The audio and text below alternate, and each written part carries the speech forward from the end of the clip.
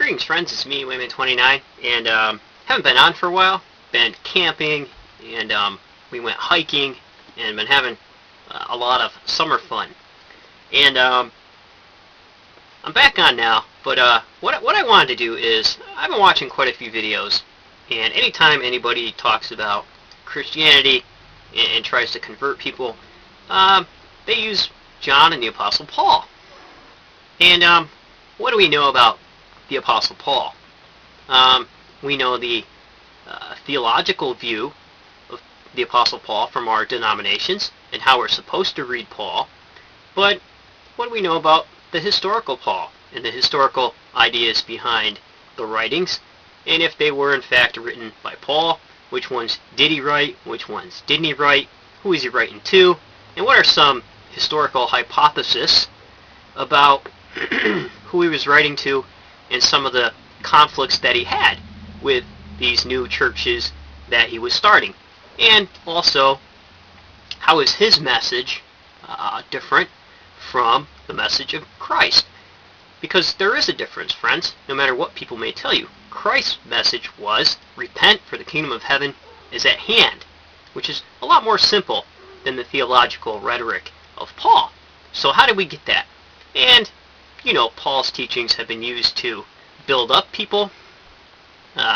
You can use Romans to build up people, and you can use Hebrews to take them down.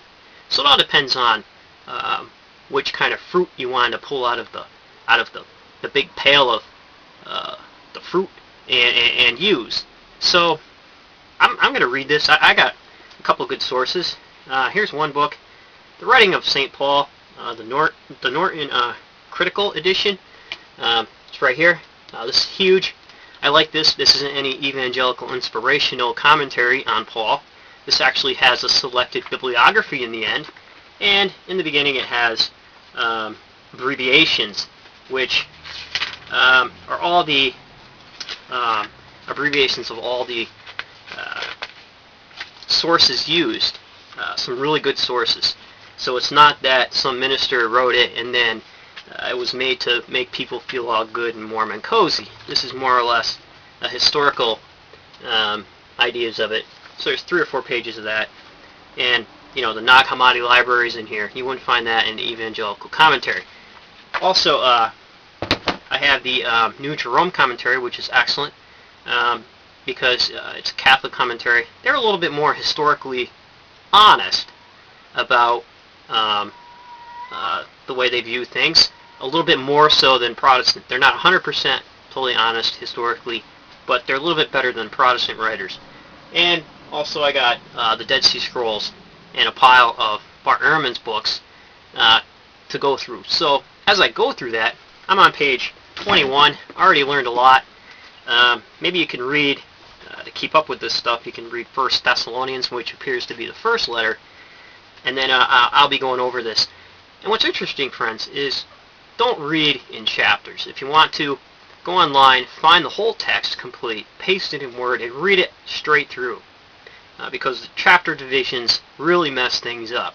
Because sometimes chapter divisions are put right smack in the middle of an ongoing idea.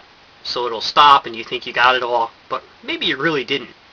And think about who wrote the text, who's the text to, and why is it being written.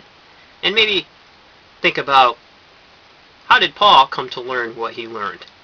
I mean, there were other Christian groups out there before Paul. We're made to assume, through our theologies, in our renderings of the text, and our readings of it through the light of our different denominational theologies, that Paul was the beginner of Christianity. That's not true, friends. It's not true. Early Christianities. So, Paul learned this, and learned these theologies, and put his own slant on it, combined with Judaism, to try to repackage it to God-fearers and Gentiles. So this is fascinating, folks. We're going to go through this, and I don't have any theological belief system hanging over my head that will hammer me for saying what I say. This is going to be just straight up honest. If I find something interesting, I'll let you know. So we'll go through this, and hopefully it'll be loads of fun. So until the next video, take care, friends, and remember, If everybody's thinking alike, then somebody isn't thinking.